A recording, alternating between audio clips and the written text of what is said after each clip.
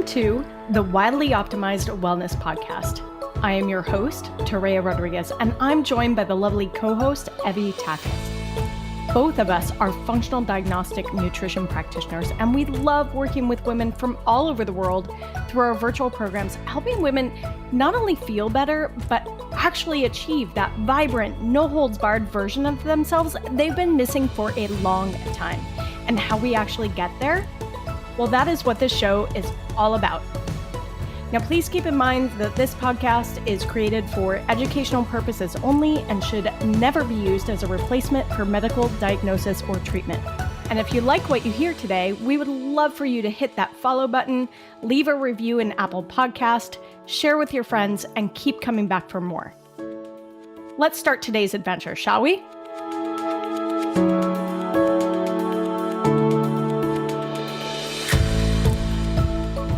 Okay, so we're going to talk about the nervous system today. I'm super excited, mainly because I think I talk about the nervous system quite often, almost all the time now. I think for me, the nervous system and paying attention to the nervous system has been a real key, I guess, breakthrough, both for my own healing journey and working with clients, is in really recognizing that it's not just about how we manage our stress. Like, stress management has always been part of working with the client and working on their health, but now understanding how the nervous system operates and really applying tools to help it operate and function better and be more resilient, that has been a key breakthrough with my clients. Evie, what are your thoughts about nervous system? Yeah, this is something that I just have recently, I would say in the last year, realized plays a role in chronic illness. And I noticed it immediately with myself. And really what kicked it off is the breathwork seminar that I went to, breathwork workshop I went to April of 2021. The years are all confusing now, but that's right. Just after that, and starting, I was doing my homework, I was implementing breath work. I just fell in love with it. And because it was an immediate difference. And so I was hooked. And ever since then, that was kind of the gateway drug, if you will, to parasympathetic activity related to chronic illness. Breath work is a gateway drug. Yeah, that's kind of how I view it, is that really open up the door to, hey, wait a second. I haven't tapped into this regarding my Hashimoto's. And maybe there's something to this. So that kind of got me into that. And then since then, after breathwork, started exploring more things, which we'll talk about kind of what our tools are. But I have noticed that the more I focus in on nervous system and learning about it and regulating it, the better I feel overall. And it's kind of a shame that I didn't learn that sooner, right? I mean, I know that we learn things when we learn them, but I just think of all the years that I could have been feeling better, that I wasn't, if I had just known a little bit more about nervous system, and if I had known a little bit more about how to get into parasympathetic and what the difference is, and just even knowing that I'm living in sympathetic most of my time. So I think it's one of those, what we call free medicine, is once you learn how to do it and you find out what works for you, you've got a tool for the rest of your life. Yeah, I love that about this. And I think, like you, I definitely had my own gateway drug into nervous system rebalancing called heart rate variability, and we'll get into that in a minute. But I've always known that there's a nervous system, right? We were taught in grade school, high school biology that, hey, you've got a circulatory system and you've got a nervous system and you've got an endocrine system. But I think back then anyway, I don't know how it is now because I don't know what the syllabus looks like, but I think back then, the nervous system was always thought of as the autonomous nervous system, the one that operates without us consciously doing anything. And so it was almost as if we're like, hey, here's your nervous system that you're given. This is what you have to deal with. And there's no way that we can interact with it or control it or modify it. And I think more recently, what we're discovering, and probably just through our continued study of the nervous system and how it works and how it's so intricately related into everything else, but we're starting to really understand how we can manipulate our nervous system And there's more of a narrative of awareness in terms of the lifestyle that most Western cultures live in today, most modernized cultures live in today, that are driving the nervous system into a particular state that isn't inherently healthy long-term, with long-term state of the sympathetic nervous system. So the nervous system, the way that Evie and I talk about it these days is we simplify it, of course, but we talk a lot about sympathetic versus parasympathetic. And most people know what fight or flight state is, or freeze state. So it's fight, flight, or freeze state. So that is the sympathetic nervous system. And then the parasympathetic is the opposite of that, or some people will use the rest and digest. It's also the side of the nervous system that's activated when we are actively repairing tissue and healing tissue. So there's these two different modes, if you will, of the nervous system.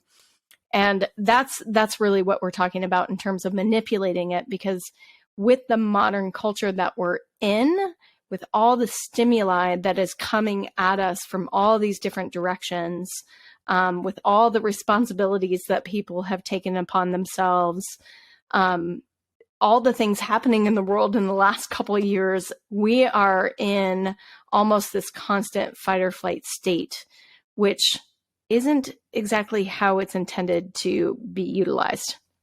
No, we're supposed to be able to turn that on, right? For survival, right? Hunter-gatherer days. You're out gathering food, hunting for food, and all of a sudden there's a bear in the woods, and that bear should freak you out enough to initiate this fight or flight state. And so the idea is that you're not most likely not going to fight this thing. So you're going to flee, and you're going to run away. And then you get back to safety, you get back to your family, and you're like, okay, I'm good. Okay, I'm back to safety. I'm good. And then you get back into the rest and digest, the parasympathetic.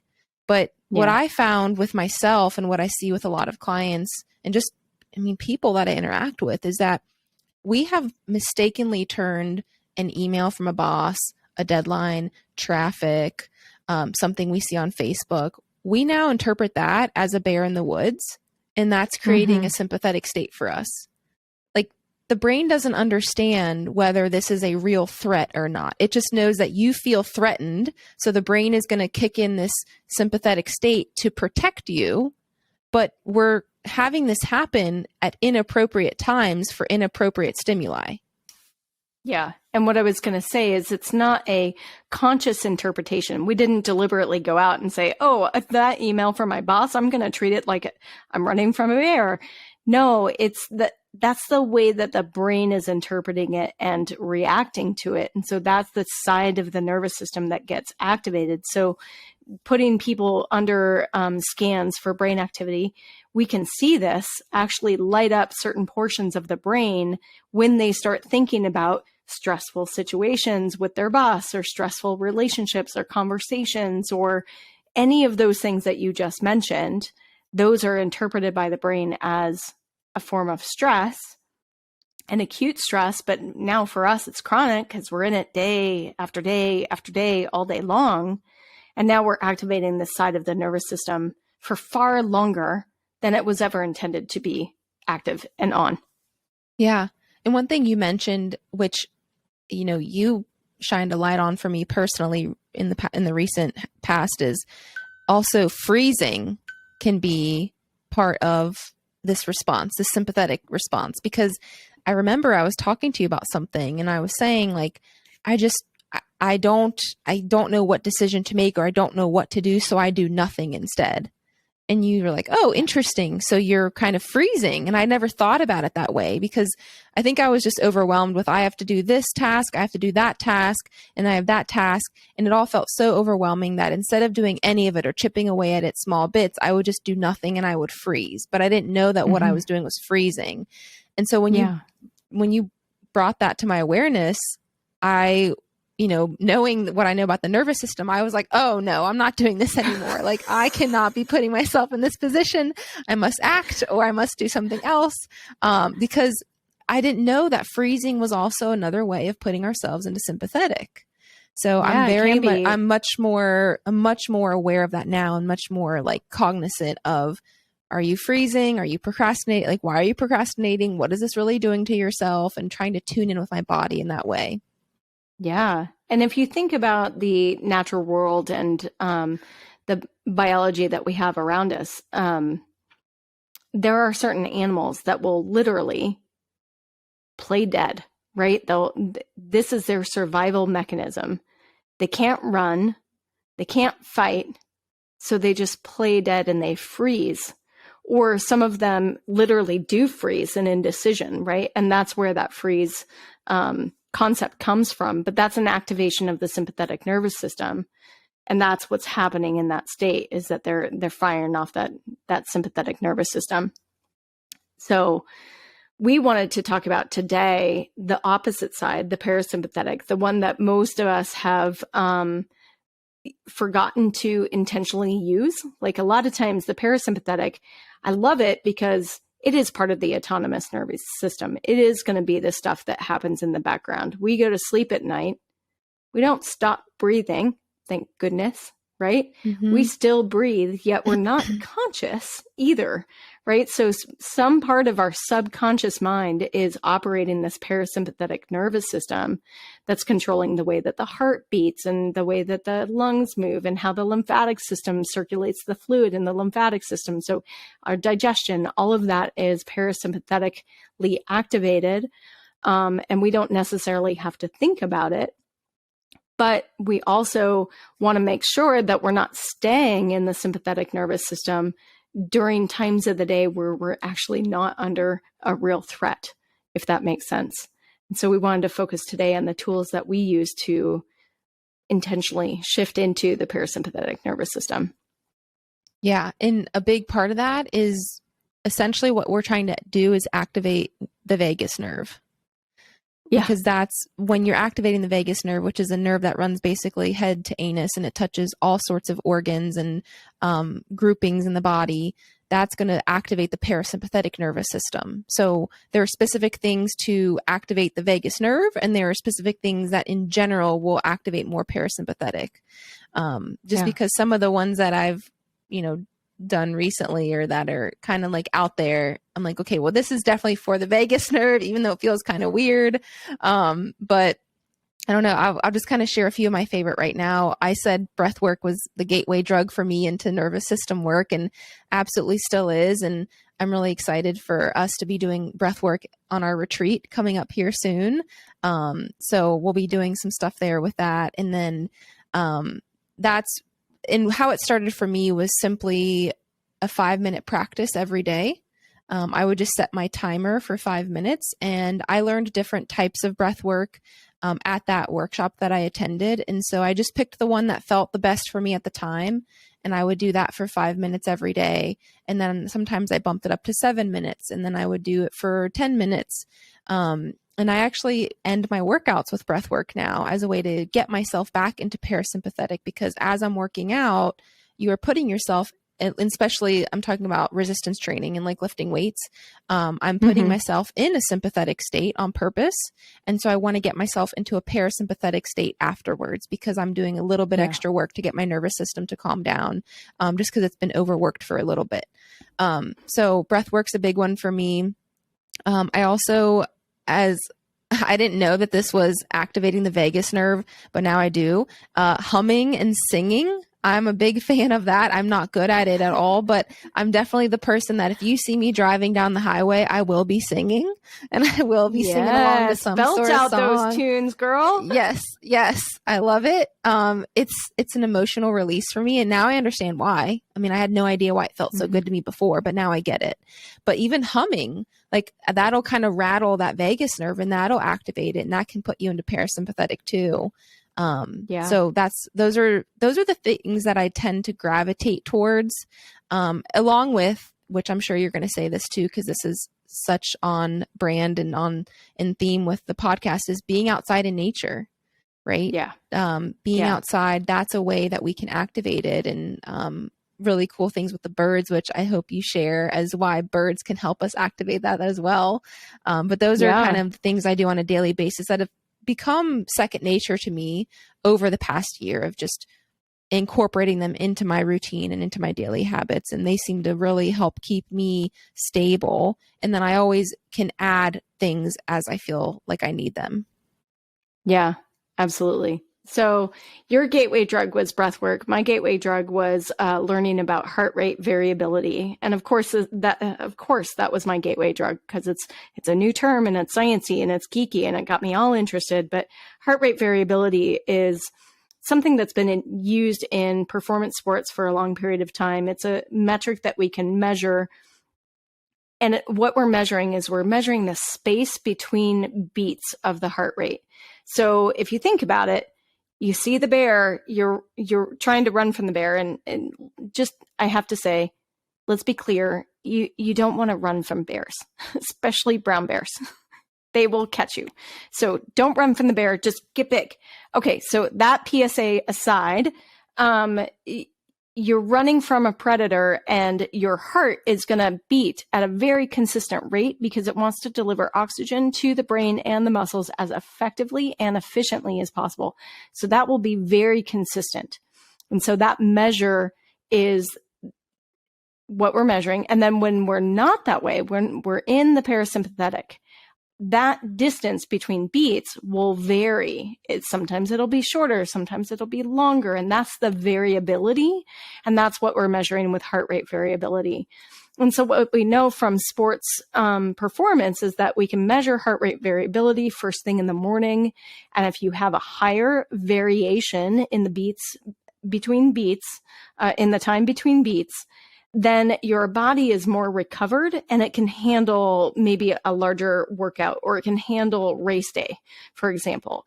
If it's shorter, then recovery hasn't quite, you're still kind of stressed out and recovery hasn't quite gotten there, which is why I think it's so great that you're adding breath work after your workouts, because that's going to help your heart rate variability recover as well. It was taken to the next level by a company called the Heart Math Institute, and they study all things heart related in terms of frequencies that are generated from the heart and the heart rate variability and that kind of thing. And what they've discovered is heart rate variability is a way that we can see whether or not we're in our parasympathetic state or not. And so they have tools, I think it's called the Inner Balance tool. And that tool is one of the tools that you can get instant biofeedback on your smartphone by wearing a little sensor. It goes on your earlobe. And so you wear the sensor and it can measure heart rate variability, and you can get real-time feedback, which is different from getting a heart rate variability in the morning from a chest strap or from your Oura ring, for example. This is in real time. And so you can use their Inner Balance tool and app to do breath work, for example, shift your nervous system into parasympathetic and see the results on a screen. Like, that was just like, wow, that's amazing. And then I get all excited and it shifts right back to sympathetic, So it's just like, that's what introduced me to this whole thing of it being a state. So we're shifting into parasympathetic and shifting out of it into sympathetic and vice versa.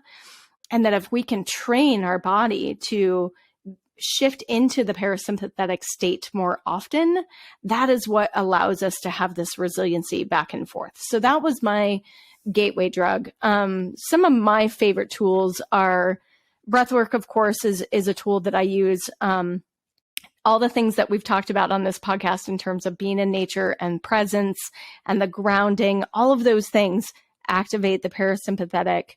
Some of my other favorite things, real simple one, it's called Legs Up the Wall, but it's kind of like a post-workout stretch or something that you might encounter in a yoga studio. But you literally put your legs up the wall and you put your butt on the baseboard and you just lie there in that L shape for a few minutes, and that will activate parasympathetic.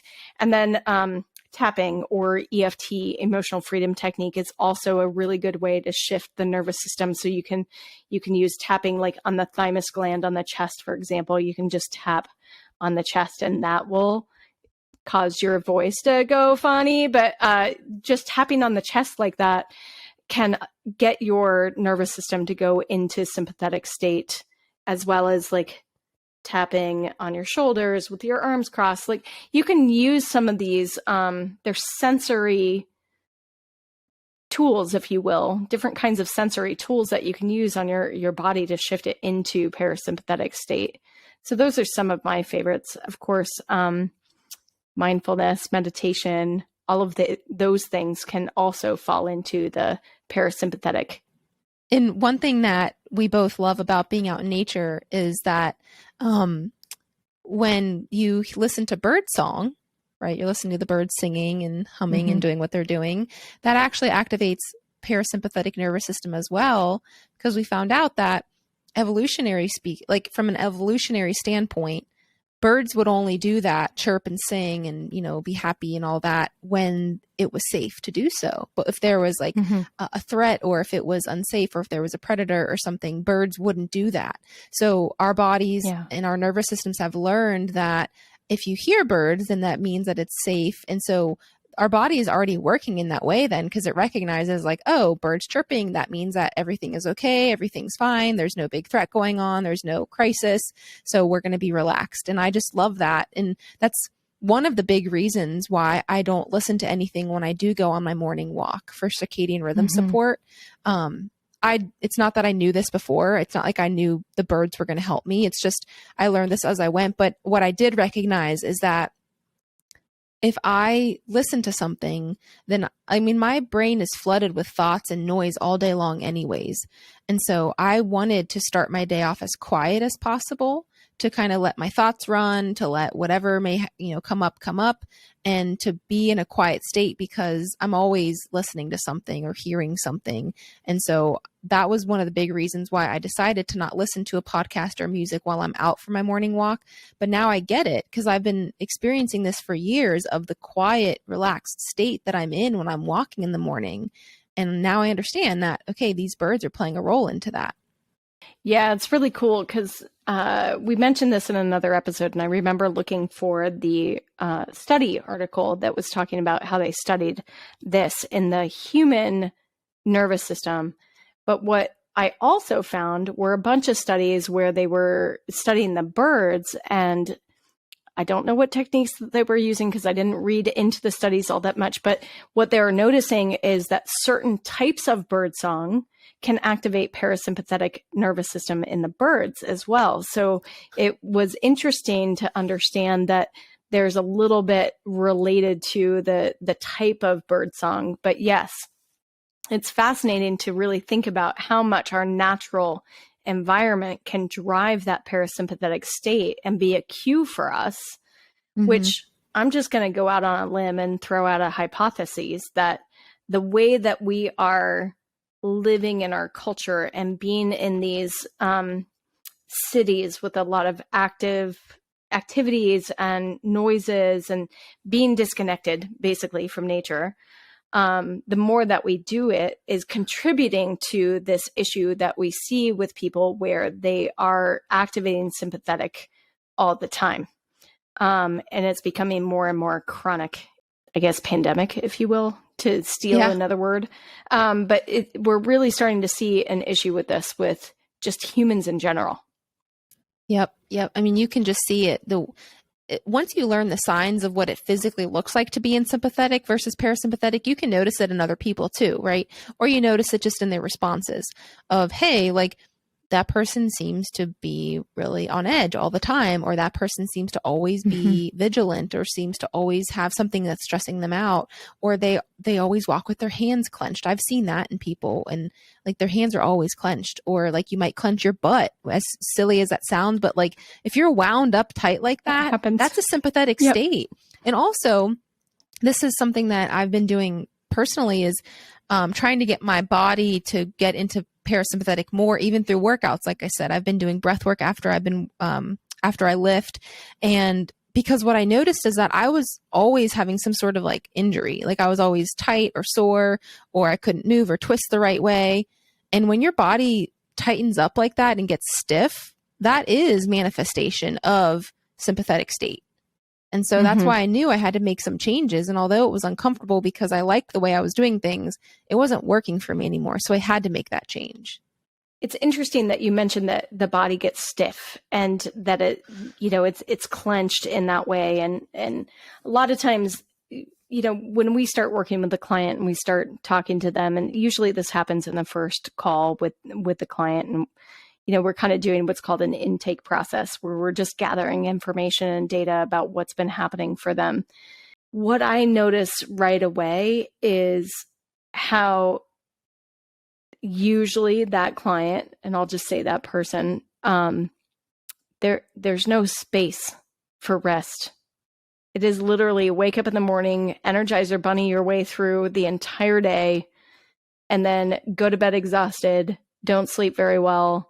And there's nothing. It's all sympathetic nervous system. And it's not surprising that they're not getting a bunch of cortisol anymore because their body is burnt out of producing cortisol. And so we can actually see the biological ramifications of a nervous system that's been on overdrive for far too long. And I think a lot of the reasons why they stay in that state is because, like anything else, right? When we're building neurological pathways for any of our habits or anything else, right? The neurons that fire together are the ones that wire together. So, when that happens, their nervous system actually learns to stay in a sympathetic state. And it's very hard and difficult in the beginning to even induce a parasympathetic state. Like sometimes 2 minutes of breath work is really hard for a client. And that's because they are really fighting against those neurological pathways that have been paved in pretty deep. Just so that people aren't confused by this, it's not, in specific to breath work, it's not a 1-to-1 ratio of if you've been stressed out for 8 hours, you don't need 8 hours of breath work. Like you might just need to do 5, or, that was my misinterpretation from the beginning. Is I was like, well, shoot, like I'm stressed, I was stressed a lot at that point. And when I first started learning about it, and then the person who was leading the workshop said, like, this is not a 1-to-1 ratio. Like if you are stressed out for 8 hours at work, you don't need to do 8 hours of breath work. You can just do 5 minutes, see how that feels. Maybe you do 5 minutes in the morning, 5 minutes in the afternoon. Right. And so I would not take that as like, well, what's the point of even trying because I'm stressed out for such a long time during the day. There can be little blips in the day and little moments that you take, and that still is going to be effective. Yeah, I'm so glad you said that because it's you're right. It's not a 1-to-1 ratio. It's not the amount of time. It doesn't mean that, oh, well, I've been working really hard for 4 hours. Now I need to go take a nap for 4 hours. No, it's not. It doesn't have to be that way. It's so effective. And I think the reason why it's effective is because it's not about the amount of time that we're spending in the state. It's about the ability of being able to shift. So just doing 2 minutes, 5 minutes of breath work shifts you into parasympathetic, and then you can go back into sympathetic, because most of our waking hours are going to require the sympathetic nervous system to do those kinds of activities. But being able to shift into parasympathetic and get that fluidity, if you will, it's almost like learning a second language, where in the beginning, you're not going to be doing a ton of it. And it's going to be harder to think about the words that you need to try and recall to be able to communicate what you're trying to communicate. But then as you practice it, it becomes easier and easier and easier. And then all of a sudden you can say hello and goodbye and how are you in the second language. And it's easy to do. And I think that's how it kind of works with the sympathetic parasympathetic nervous system, of being able to switch back and forth. And you know what has helped? I'm sure I'm going to speak for both of us. You know what has helped both of us learn to shift a lot faster into that? Cold plunges. Oh, yay! Cold plunges. I knew they were going to come up. Yeah. I mean, we've talked about it on, we've recorded episodes on that, and we've talked about it in a few, but we've one particular episode where we've talked exclusively about cold exposure, and we've mentioned it on the Health Emotion podcast, but we are purposefully putting ourselves into a sympathetic state by getting in a tub of cold water. But then what we're immediately doing is learning to breathe through it. So we're getting ourselves into a parasympathetic state. And the more that we've done that, we're teaching ourselves that this can be done pretty much in a 30-second time span here, right? Like after 30 seconds, I'm breathing pretty normally again. And so again, that's one of the benefits of it. So if you haven't listened to that episode, make sure you do that. That's really beneficial. But again, it's just, we're weaving in and out of that. And that's a perfect example of what you just said, of we are going to be in sympathetic state during the day, but how can we sprinkle in parasympathetic, and what are skills and tools that we can develop to get ourselves in and out of that more efficiently? Yeah, I think it's so great that you mentioned that, because when we talk about all these different ways of activating parasympathetic, sometimes it feels like, ooh, that's hard, or that takes a lot of time out of my day. So for example, you've got your cold plunge at your house and it's not an automatic thing. So that means that you've got a plan to go get ice, and then you got to go get the ice, and then you got to dump it in. And then, all those things can happen. And so the more complex it is, right, or the harder it is, the least likely we're going to do it as humans, because we like to do the easy things first, typically. And so having those extra types of things that you can do, like the legs up the wall, it's so simple, and I can do it nearly anywhere if I'm next to a building or a wall somewhere.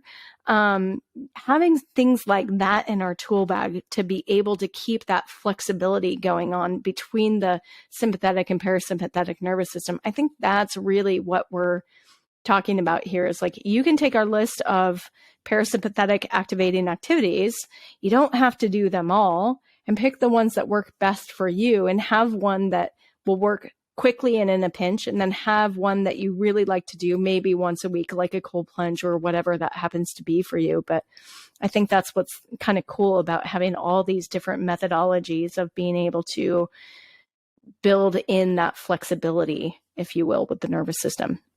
Definitely. Cool. So we wanted to give you guys that primer for different types of things that we've used. There are a lot more. And if you know of more and you want to share them, please reach out, send us a message. We'll repost it on social media so other people can learn. And if you want an immersive experience, we're going to say that our retreat is pretty much designed to build you those skill set and tools to really work with your nervous system all throughout the 4 days of the retreat, including maybe some cold plunge experience as well. So you're going to get a little bit of everything. So if you've got some interest in that, the link is in the show notes below. So yeah, thanks everybody for this little chat about the nervous system. We appreciate it. And anything else, Evie? No, hopefully it was helpful. Let us know what you're going to start to do and how you're going to implement getting yourself into parasympathetic. Yeah, fantastic.